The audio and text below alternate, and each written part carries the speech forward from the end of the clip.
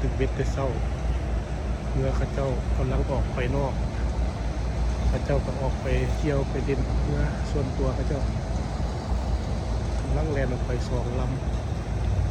3 ลำพูดลำหนึ่งออกมาพูดนี่เป็นเรือดูดทรายลำที่3เลยคนที่เป็นของร้ายอยู่เรือลำที่2กำลังแล่นมันขึ้นกันไป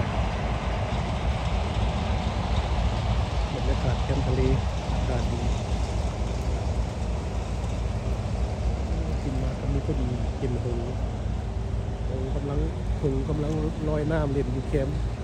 บางหันมันอยู่กลางทะเลแล้วมันลอยเข้ามากลางมันลอยเข้ามาแคมป์ทะเลพี่น้องหง2 ตัวบักใหญ่พี่น้อง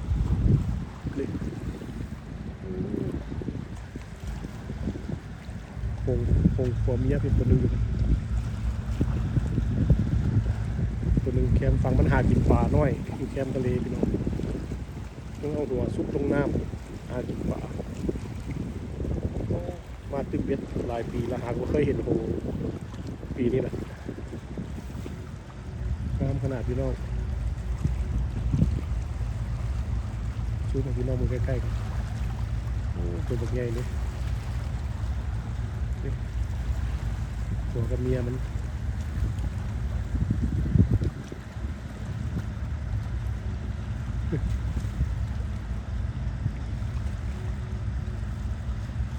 หงขาวงามขนาดสบายเด้อพี่น้องเด้อ